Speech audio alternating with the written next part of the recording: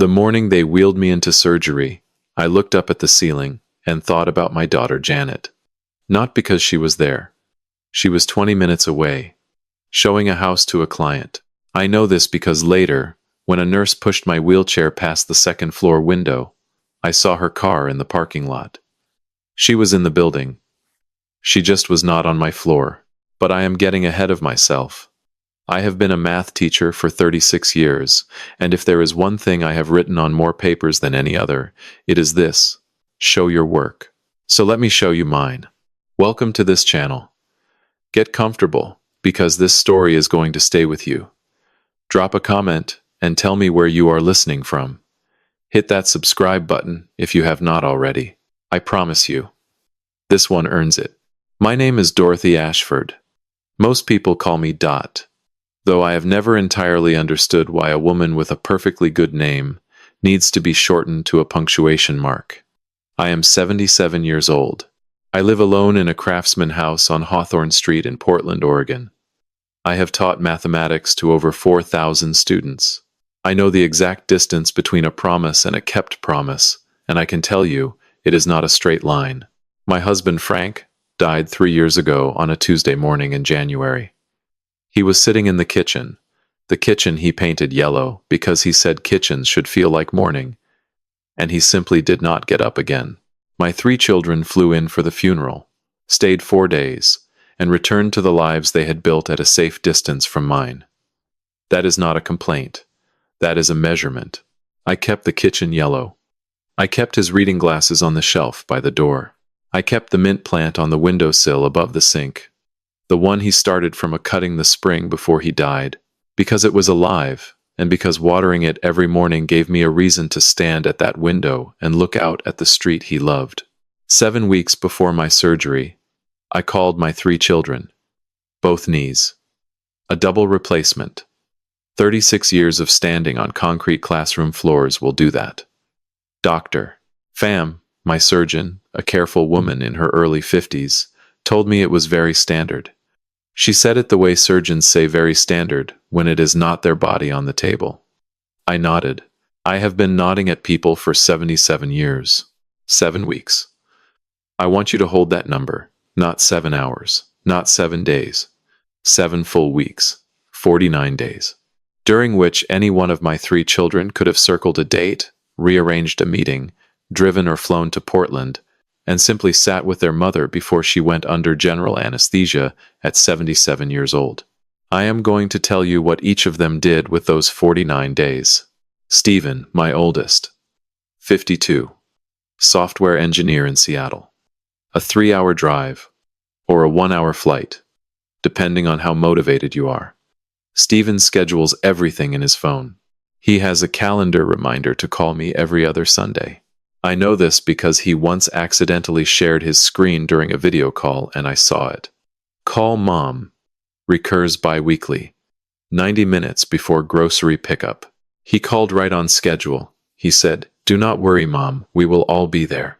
Then, with the seamless efficiency of a man who has never met a silence he could not fill with business, he asked whether I had given any thought to the property taxes on the Hawthorne house.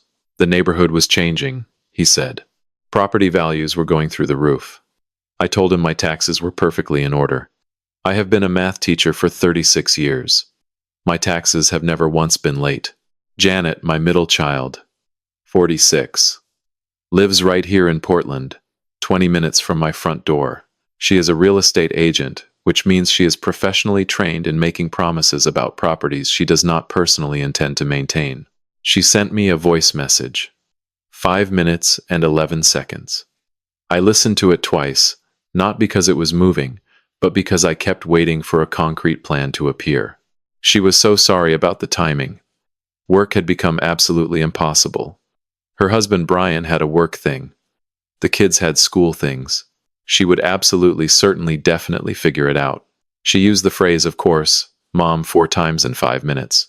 That is roughly 1 of course per minute, which I believe is a personal record for conviction without follow-through.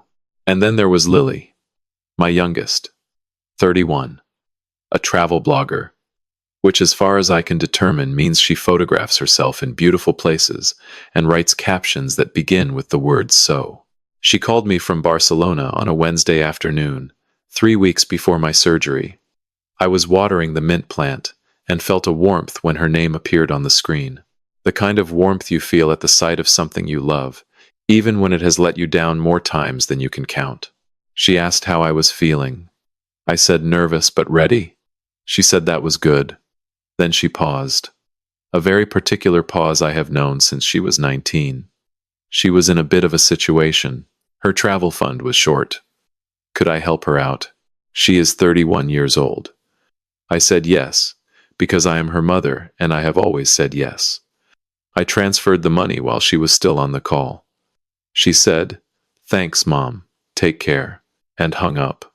She did not come to the surgery. She did not call during the surgery. She did not, to the best of my knowledge, think about the surgery at all after the money arrived. I want to pause here and tell you about the morning of my operation. I woke at 5:30 in my house on Hawthorne Street. The house was quiet in the way large houses are quiet, when only one person lives in them. Not peaceful. The kind of quiet that has a shape to it. I made tea I would not be allowed to drink. I stood at the kitchen window. October in Portland is a gray thing, not dramatic, just damp and honest, in a way I have always respected. The mint plant was on the sill. I touched one of its leaves and wondered who would water it if something went wrong today. I thought about that for a while. Then I called a car. I checked myself in.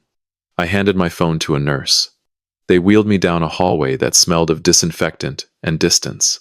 I lay on a table and looked up at a ceiling I had never seen before. The anesthesiologist asked me to count backward from 10. I got to 7.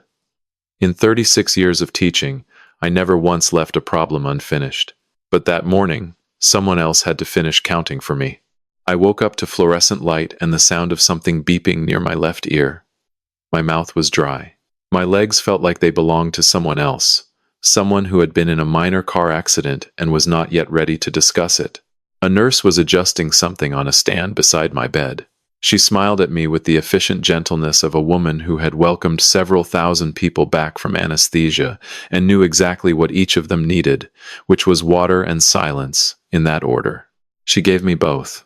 When she left, I turned my head and looked at the chair beside my bed. It was green vinyl, slightly faded on the seat, positioned at the angle that hospital chairs are always positioned, close enough to suggest intimacy, far enough to maintain clinical distance. It was empty. I looked at that chair the way you look at a question on a test that you already know the answer to but are not yet ready to write down. I looked at it every day for the next 14 days. I memorized it the way you memorize a scar. Stephen called on day 1. He asked how I was feeling, whether the surgery had gone well, whether Dr. Pham was pleased. I told him everything had gone as expected. He said that was great. That was really great. He asked if I needed anything. I said no. He said he would check in again soon. The call lasted 6 minutes. It was, by Stephen's standards, generous. He called again on day 3. He asked about my recovery, which took approximately 90 seconds, and then asked whether I had spoken to anyone recently about the assessed value of the Hawthorne house. He had been looking at comparable sales in the area, and the numbers were, in his word, remarkable. Just interesting information, Mom. Just keeping you informed. I told him I was not currently in a position to discuss real estate, on account of not being able to walk. He laughed. I did not. Janet called every day from day 1 through day 5. This sounds devoted until you understand that each call lasted approximately 4 minutes and consisted almost entirely of reasons she had not yet driven the 20 minutes from her house to mine. The reasons were creative. I will give her that. Traffic on Burnside. A stomach bug that resolved itself suspiciously fast. Brian had a deadline. The kids had a project.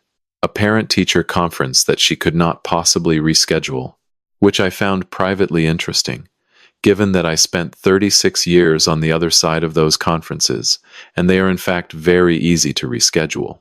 On day 4, she said she was working on figuring out a day. On day 5, she said she had almost figured it out. Almost is a word I have always distrusted in mathematics. It means you see the answer, but have not committed to the work required to reach it. Lily did not call. She did not text. She sent no photographs from whichever beautiful place she was currently captioning. The silence from my youngest child was complete, and if I am being honest, it was the least surprising of the three responses, which tells you something about Lily, and something about me, and something about the distance between loving someone and expecting anything from them. On day 2, a woman was brought into the bed beside mine. Her name was Priya. She was 68, originally from Hyderabad, and she had the calm, warm authority of someone who had raised a family across 2 continents and found both of them manageable. Hip replacement. She was in good spirits. She told me about her garden within the first 20 minutes, which I appreciated, because people who talk about gardens are generally people worth listening to. On day 2 afternoon, Priya's daughter arrived. She brought homemade dal in a thermos, a wool blanket from home, and a small vase of marigolds. She sat in the chair beside Priya's bed and stayed for 3 hours. She held her mother's hand while they watched a cooking show on Priya's phone. She adjusted Priya's pillow twice without being asked. I watched this from my bed, 4 feet away. I did not stare. I am not a person who stares, but I observed, the way a teacher observes a classroom, quietly, comprehensively, filing every detail in a place where it can be retrieved later and used to draw conclusions. On day 3, Priya's son came.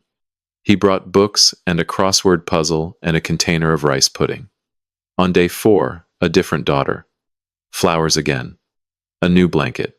On day 5, the first daughter returned with a fresh thermos, and the specific energy of a woman who was not performing a duty, but simply doing what she had always done. I watched all of this. I watched the flowers accumulate on Priya's side table. I watched the blankets pile up on her bed. I watched the chair beside her fill, and empty, and fill again. A revolving door of people who showed up not because they were asked, not because there was something to gain, but because that is what showing up means. Then I looked at my chair. Green vinyl slightly faded, tilted just barely on its front left leg. Empty on day 1, empty on day 2, empty on day 3, 4, 5.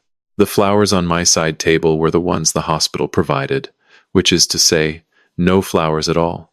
I am a math teacher. I do not need anyone to explain the difference between one side of a room and the other. Some equations solve themselves. On day 5, just before dinner, there was a knock at the door. A young man in a delivery jacket handed me a brown paper bag. Pad Thai. Still warm. I had ordered it from my phone because no one had brought me food, and the hospital menu had begun to feel like a recurring nightmare with a Jell-O chaser. Inside the bag, folded between the napkin and the plastic fork, was a small piece of paper. It was lined, torn from a notebook, and written in the slightly uneven handwriting of someone who was probably in a hurry but took the time anyway. It said, "Hope you are having a good day, Mrs. A." I did not know his name yet. I would learn later that it was Miguel, that he was 22, that he was a college student delivering food between classes to cover his rent.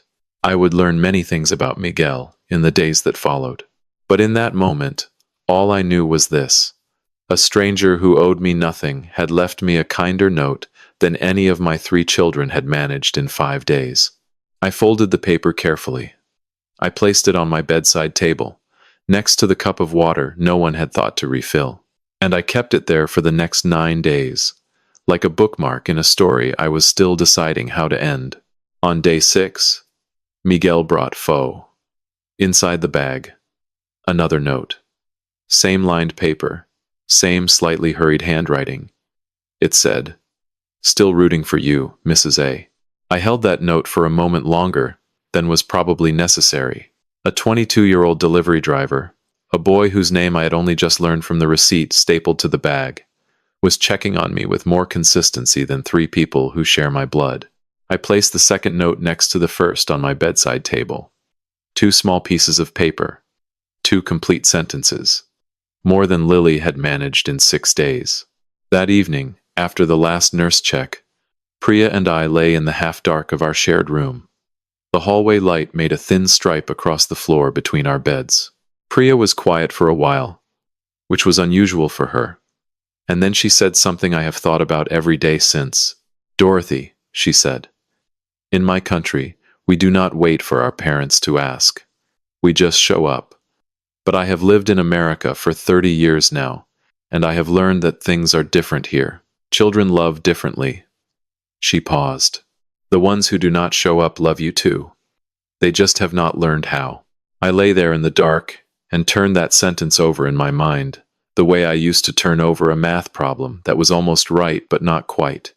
It was generous. It was kind. It was the sort of thing you say to someone when the truth is too heavy to hand them directly.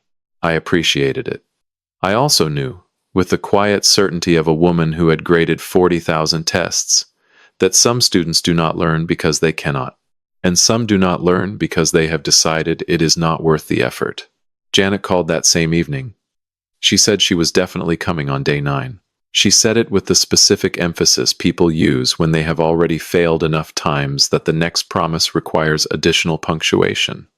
"Absolutely. Definitely. For sure, Mom." I said that would be lovely. I have been saying that would be lovely for 46 years. On day 7, a nurse named Maeve wheeled me down the hall for a follow-up scan. Maeve was in her late 40s, Irish originally, with the kind of brisk warmth that suggested she had seen everything human beings were capable of and had chosen to remain fond of them anyway. She pushed my wheelchair past the second-floor corridor, the one with wide windows overlooking the parking lot. I looked out. I did not mean to look out, but when you are in a wheelchair and someone is pushing you past a window, your eyes go where they go. I saw Janet's car. A blue SUV, the one with the dent on the rear bumper from when Brian backed into a mailbox last Christmas. It was parked in the visitor section, 3rd row from the entrance. My heart did something fast and foolish. She came. She actually came. Maeve pushed me a few more feet. I turned my head to keep the car in view. And then I saw Janet. Not on my floor. Not walking toward the elevator with flowers, or a thermos, or even the basic fact of her presence. She was on the ground level, near the administrative wing, shaking hands with a man in a gray blazer. She had a folder under her arm. She was smiling the smile she uses for clients, the one with excellent posture. My daughter was in the building. She was in my building. She was 50 yards from my room. And she was showing a property. Maeve asked, gently, "Everything okay, Mrs. Ashford?" I said, just looking at the parking lot. She wheeled me to radiology. I did not mention it again. There was nothing to mention. The math was already done. That evening, Janet sent a text. "Something came up, Mom. I will explain everything. Love you." I read it once. I set my phone on the bedside table, next to Miguel's 2 notes, and I looked out the window at the parking lot, now dark and empty, and I felt something I had felt only once before in my life. The morning Frank did not wake up. Not grief exactly. Certainty. The kind that does not announce itself. The kind that settles into your bones like a change in the weather, quiet and permanent and absolutely beyond negotiation. On day 8, Maeve came in to check my vitals. She glanced at the green chair. She looked at me. She said very gently, "Do you have family, Mrs. Ashford?" I said, "3 children." I smiled when I said it. She nodded slowly, the way people nod when they understand something you have not said, and finished checking my blood pressure. Before she left, she squeezed my hand once, just once, and said, "You press that call button anytime, dear." I have thought about that hand squeeze every day since. Not because it was extraordinary, but because it was so ordinary, so small, so exactly what a daughter might have done if a daughter had been there to do it. On day 9, Lily sent a photograph from Bali, a beach at sunset. No caption, no message. No "How are you, Mom?" or "Thinking of you," or even the minimal effort of an emoji. Just a sunset, as though beauty were a substitute for presence. I looked at it for a long time. My daughter was watching the sun go down over the Indian Ocean while I was watching fluorescent lights flicker in room 214. I responded with a period. Just a period. Because I am 77 and sometimes punctuation says more than words. On day 10, Stephen called.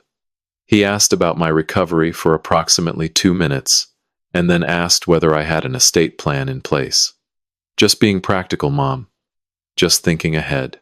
At your age, it makes sense to have things organized. I told him my affairs were perfectly organized. I have been a math teacher for 36 years. Every document I own is labeled, dated, and filed in a cabinet in my study. That same morning, Priya's children came to take her home. All three of them. A wheelchair. Flowers. A daughter holding her mother's coat, ready at the door. Priya turned to me before she left. She crossed the 4 feet between our beds, took both my hands and said, "Dorothy, you are the strongest woman I have ever shared a room with." I smiled. She had no idea what I was about to do with that strength. After she left, the room was different. Not quieter exactly. A hospital room with one person is not quieter than a hospital room with two. It is just a different kind of loud. I looked at Priya's empty bed, stripped down to the mattress. Flowers gone, blankets gone, warmth gone. I looked at my green chair, still tilted on its front left leg, still empty, still waiting for someone who was never going to come. I looked at Miguel's 2 notes on my bedside table, 2 small pieces of paper from a stranger who owed me nothing. And I thought, in 36 years of teaching, I learned that you cannot make someone show up for class. You can only decide what happens to their grade when they do not. On day 14, Dr. Pham signed my discharge papers with the satisfied pen of a woman whose work had held up exactly as designed. She shook my hand. She told me my recovery was excellent. She used the word excellent, the way surgeons use it, which means the parts they fixed are working, and the parts they cannot fix are not their department. A volunteer wheeled me to the exit in a mandatory wheelchair. Hospital policy. I found this both touching and mildly absurd, being pushed in a chair by a 19-year-old when I had spent 36 years pushing teenagers through algebra. I thanked her. She wished me well with the bright sincerity of someone who had not yet learned what hospitals really teach you, which is not medicine. It is arithmetic. Who shows up and who does not. The rest is just bedside manner. I called a car from the curb. The driver was a young woman named Keisha, who asked if I had been visiting someone. I told her I had been the someone. She laughed. We drove the 22 minutes to Hawthorne Street in comfortable silence, which is the best kind of silence, the kind you choose. The rain was doing what Portland rain does in October, falling lightly on everything without apology, without drama, just falling because that is what it does. Keisha helped me to the front door with my bag. She held my elbow on the porch steps the way someone holds an elbow when they do not want to make you feel old but also do not want you to fall. I thanked her. She nodded once and walked back to her car. I stood at my own front door for a moment before going in. The door Frank repainted the summer before he died, a deep green he spent 2 weekends choosing. The brass knocker I bought at a flea market in 1991. The small crack in the lower right panel that I kept meaning to have fixed and never did. I had stood at this door 10,000 times, but I had never stood at it like this, with a walker and a discharge sheet and a small white pharmacy bag, and the knowledge that the last 2 weeks had changed something inside me that no surgeon could locate on a scan. I went inside. The house was exactly as I had left it 14 days ago. I need you to understand that sentence. When you live alone and you leave for 14 days, and you come back and everything is exactly as you left it, it means no one came. Not to water the plant. Not to check the mail stacking up in the box by the door. Not to open a window or run a faucet, or simply stand in the kitchen and be present in the space where their mother lives. No one came. The mail was a small mountain by the front door. I stepped past it. I moved through the hallway slowly. The way you move when your body has been opened and reassembled and is still reviewing the terms of its new arrangement. The house smelled like stillness, like dust and old coffee, and the particular absence that accumulates when no one has breathed in a room for 2 weeks. I went to the kitchen, Frank's yellow kitchen. The morning light was not coming through the window because it was October and it was Portland, and the light does not so much come through as suggest itself, gray and tentative, like a student who knows the answer but is afraid to raise their hand. The mint plant was on the windowsill. I saw it from the doorway and I stopped. The leaves had curled inward, brown at the edges, dry as paper. The soil had pulled away from the sides of the pot, cracked and pale. I walked over and touched it.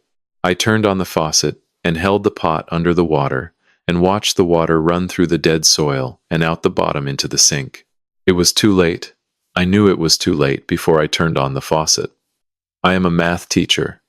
I understand what happens when a living thing is deprived of the one simple thing it needs for 14 days. It does not die dramatically. It does not cry out. It simply stops, quietly, without an audience, because it needed water, and no one came.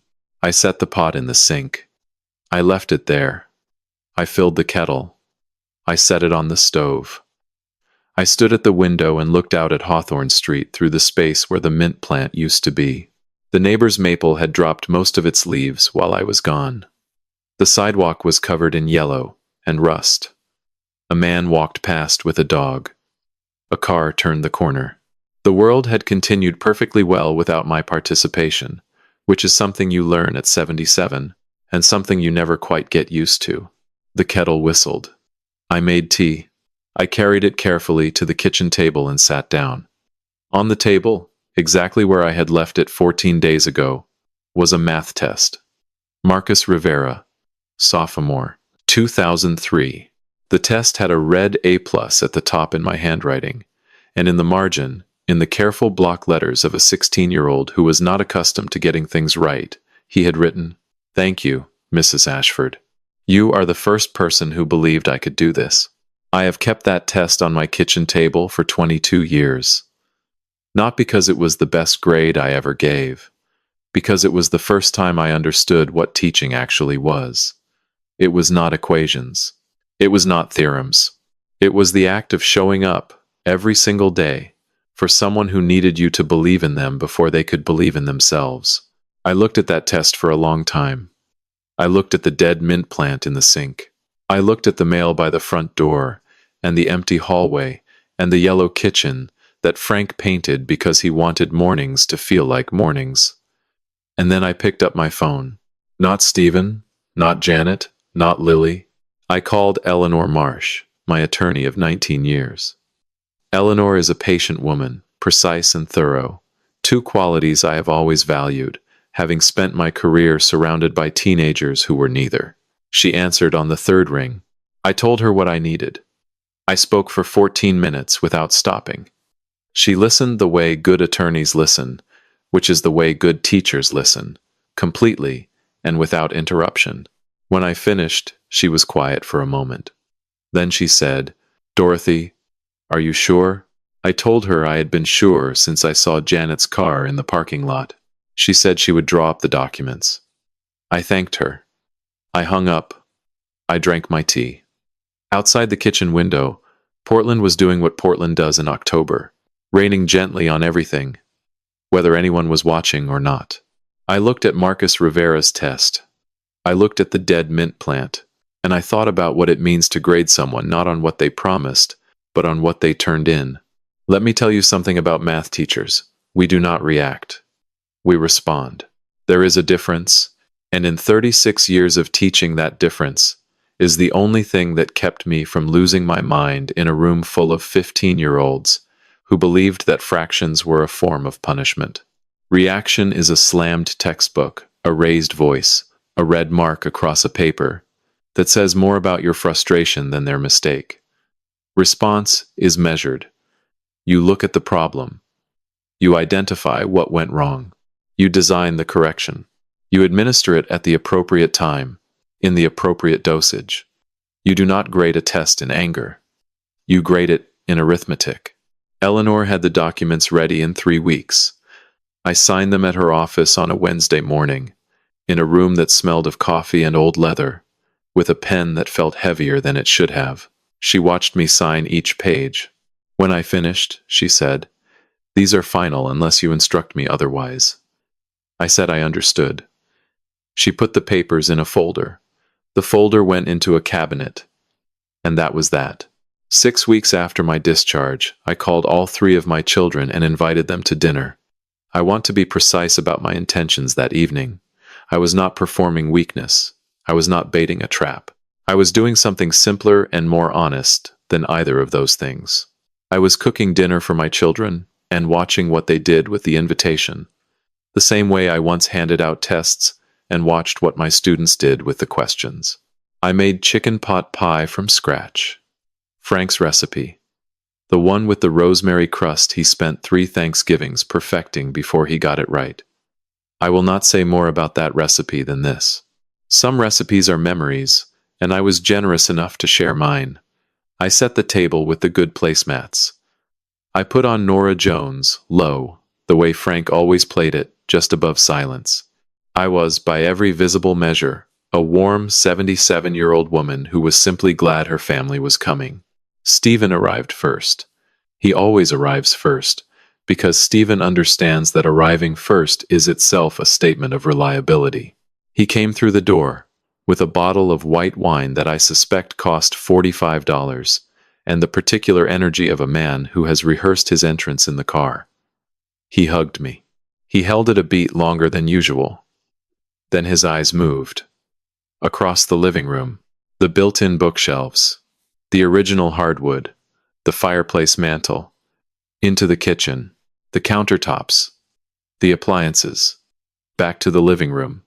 A professional appraisal, disguised as a warm smile. "The place looks wonderful, Mom," he said. "It is the same as it has always been, Stephen." "I know. It looks wonderful." Janet arrived nearly on time. She came through the door breathless, holding a bouquet of flowers from the grocery store. The gesture of a woman who knows she owes more than flowers, but hopes flowers will do. She hugged me for a long time. I could feel her relief at finding me upright and functional. Then she sat down, and, with the careful architecture of someone who had been constructing this explanation for 6 weeks, she began to account for the hospital. I will not recount her explanation in full, because it does not deserve the dignity of a full recounting. There were references to a stomach bug, to Brian's work schedule, to the children's school obligations, to a plumbing emergency that I am confident did not occur. She used the phrase, "I felt terrible about it" 3 times, which is always interesting, because people who truly feel terrible about something generally move heaven and earth not to do the thing in the first place. I listened to every word, with the patience of a woman who has spent 36 years reading student essays, which is to say I absorbed the information without reacting, evaluated it accurately, and drew my own conclusions in private. I told her I understood completely. She exhaled. I passed the pot pie. Lily arrived last, 40 minutes after the stated dinner time, wearing the expression she has worn since adolescence, a kind of preemptive boredom, as though life is a waiting room and she is always hoping for somewhere more interesting to be. She kissed me on the cheek. She sat down. She did not mention the hospital. She did not mention the money. She picked up her fork and asked what was in the pot. She checked her phone once before the first bite and twice before the second. I watched all 3 of them. The way Stephen kept glancing at the bookshelves. The way Janet laughed a little too quickly at everything I said. The way Lily ate with the specific contentment of someone who had no idea she was being observed. I have watched classrooms for 36 years. I know the difference between a student who has done the reading and a student who is performing comprehension. I know the difference between genuine attention and its understudy. I set down my fork. "I have been meaning to mention something," I said.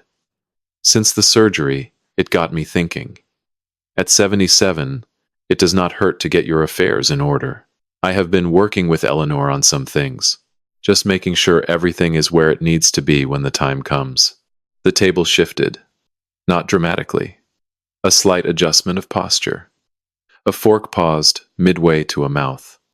A phone placed face down for the first time all evening. I taught body language to teenagers for 36 years. I know when someone starts paying attention.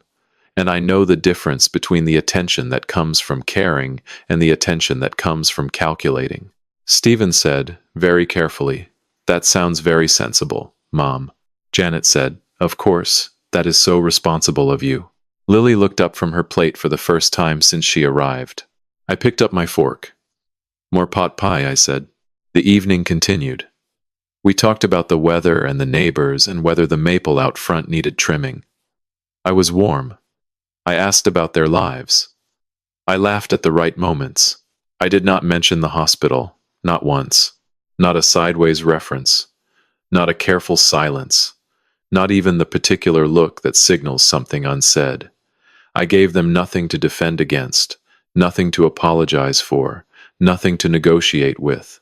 After they left, I washed the dishes alone. I dried them with the blue striped towel Frank always used, the one that is starting to fray at the edges but which I will not replace because some things earn the right to wear out in your hands. I put everything back exactly where it belonged. I turned off Nora Jones.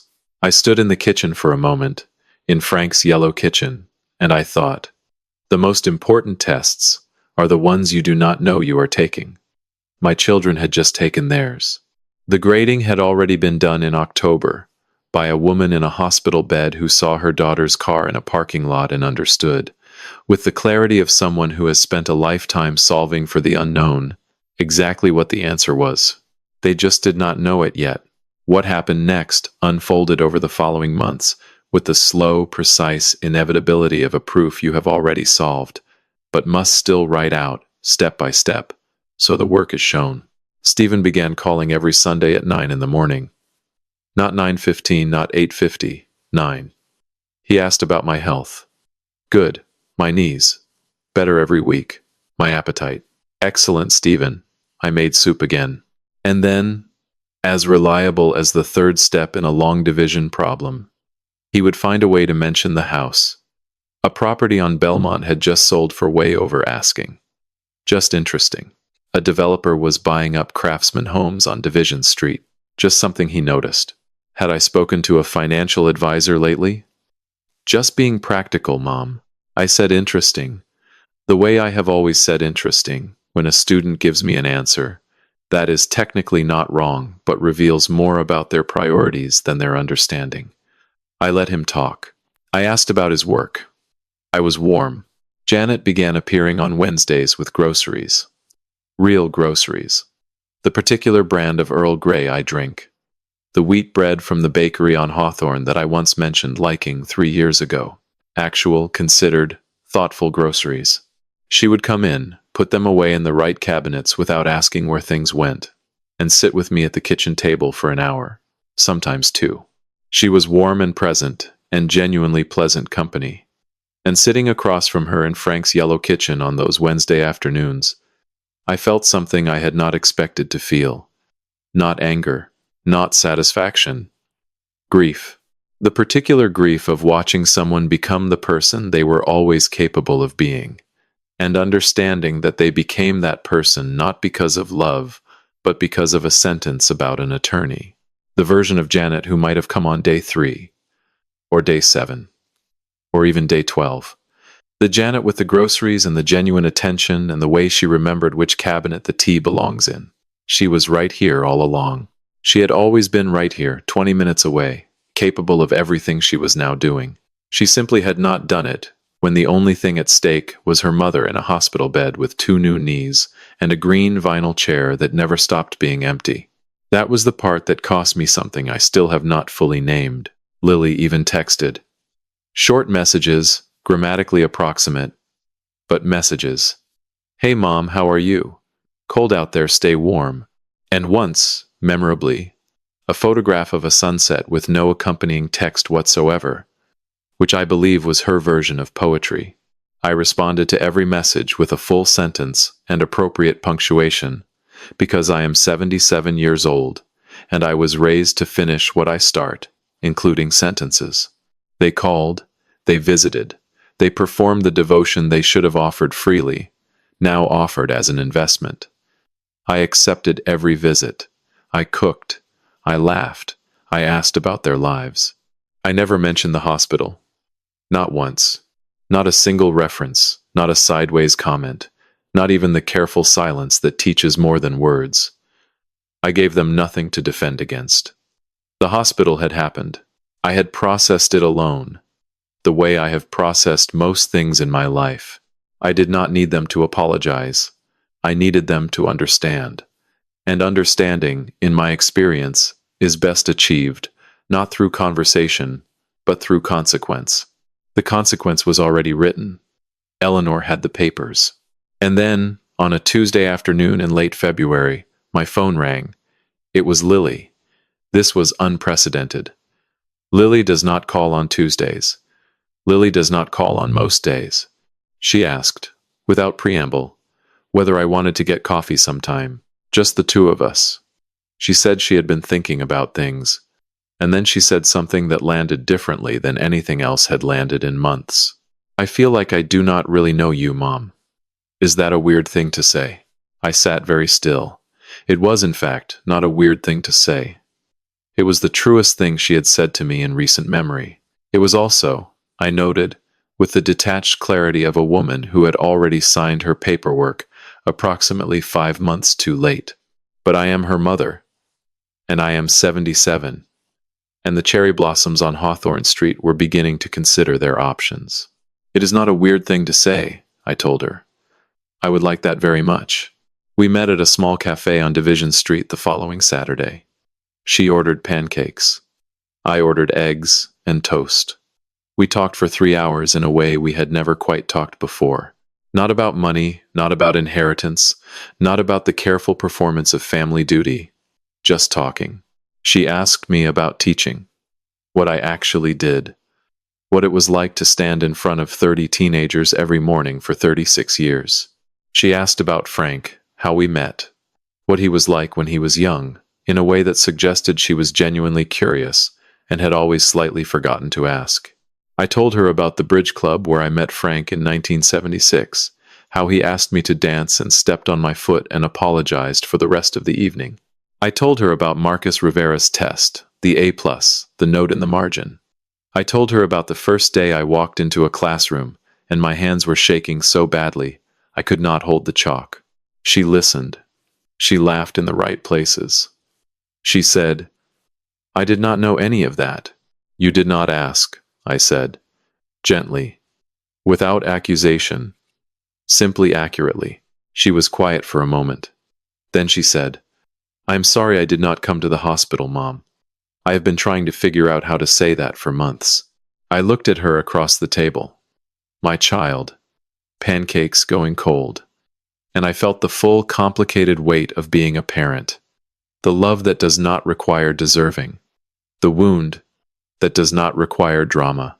The forgiveness that is not the same thing as forgetting. "I know," I said. I did not say it is fine, because it was not fine. I did not say do not worry about it, because she should somewhat worry about it. I did not say the will has been changed, and none of you are in it anymore. I said I know, and I meant it, and I picked up my coffee, and we kept talking. It was the truest conversation I had ever had with my youngest child. It was also, I noted, approximately 5 months too late. But I am her mother, and the cherry blossoms on Hawthorne Street were beginning to bloom. So I held her when she hugged me at the door of the cafe, and I meant it, and I walked home in the Portland rain feeling something I had not expected to feel. Not forgiveness exactly, something quieter, something that did not require a name. It is a Saturday morning, early April, and I am sitting on my front porch on Hawthorne Street with a cup of Earl Grey and the quiet satisfaction of a woman who has her affairs in order. The cherry blossoms along the sidewalk have made their decision and are blooming the way cherry blossoms do, without permission, without requiring an audience. They simply open. I think about that more than is probably rational. My knees feel good. I walk a mile and a half every morning now, more than I managed before the surgery. Dr. Pham did fine work. The parts she was responsible for are holding up. The other parts, the ones no surgeon can reach, those are in a different file. There is a new mint plant on the kitchen windowsill. I bought it at the nursery on Belmont in February. I water it every morning. It is not the same plant Frank started. It does not carry the same history, but it is alive, and it grows a little every day because someone shows up for it. God knows, sometimes that is more than enough. I made a donation last month to the hospital, a fund for patient comfort, the kind that buys warm blankets and better chairs for rooms where people wait alone. I made it in the name of Maeve. I did not tell anyone. Some grades are between you and the person who earned them. A robin sits on my porch railing. 7 seconds. Regards me with the frank indifference of a creature that owes nobody a visit. Departs. I respect that bird. There are 3 charities in my will now, where 3 children's names used to be. The first is a mathematics scholarship at Portland State University, because I spent 36 years watching brilliance sit in the back row with holes in its shoes, and I believe God puts those minds in classrooms for a reason. The second is a foundation for elderly individuals living alone, in the name of Frank Ashford, because there are people in this city sitting in quiet houses with dead mint plants and no one coming, and someone should do something about that. The third is a scholarship for working students, in the name of Miguel, because a 22-year-old delivery driver, who wrote, "Hope you are having a good day" on a scrap of notebook paper, understood more about showing up than 52 years of parenthood taught my children. The house goes with the estate. Eleanor knows. Eleanor has known since October. There is one additional document in the file. A letter. 1 page, written in red ink, the same ink I used for 36 years to mark tests and write "show your work" in the margins. It is addressed to Stephen, Janet, and Lily, to be opened after. It says, "By the time you read this, you will have questions. I want to answer the one that matters most. I was in the hospital for 14 days following my surgery. I told you 7 weeks in advance. I came home in a car I ordered from my phone. I do not write this with anger. I write it because you deserve to see the work behind the answer. Here is the equation. 14 days. 3 children. 0 visits. I will let you solve for what that means. I love you. I always did. That was never the variable. Mom." Janet arrives at 11 in her blue jacket. She comes through the gate calling Mom even though she can see me on the porch, a habit since she was 7 that I have always found quietly endearing. She sits. We talk about her daughter's school project and whether it is warm enough to plant tomatoes. She is good company.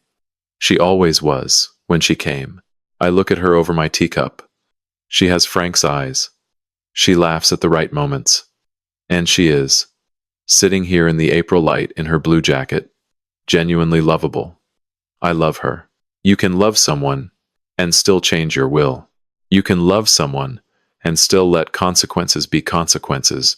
God gives us the capacity to love without condition and the wisdom to act without pretense. And I have spent 77 years learning that those 2 things live in the same heart without contradiction. She does not know. She thinks the Wednesday groceries and the blue jacket have been working. And in the ways that matter, the mother ways, they have. They gave me back something I had stopped believing existed. The paperwork just does not know about the blue jacket. The robin is back. 7 seconds. Departs. I go inside. I water the mint plant. I stand at the kitchen window, Frank's window, and look out at Hawthorne Street, the cherry blossoms, the sidewalk where my children learn to ride bicycles, the mailbox, the quiet, ordinary permanence of a life that continued whether anyone showed up for it or not. The best lesson I ever taught was not in a classroom. It was in a letter, written in red ink, that my children will read when I am no longer here to grade their excuses. And somehow, sitting here in the April morning with my tea and my mint plant and the certainty of a woman who has finally finished showing her work, that is the least troubling thought I have had in a very long time. The will is written. The cherry blossoms are blooming. The mint plant is growing. Everything is exactly where it needs to be.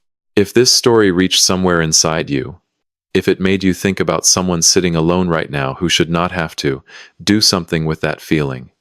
Call them. Show up, not because there is something to gain, but because there is someone to love. Share your thoughts in the comments. Hit that like button. Subscribe so you do not miss stories that matter. And if someone you know needs to hear this today, send it to them. Sometimes the most important lesson is the one you almost did not pass along.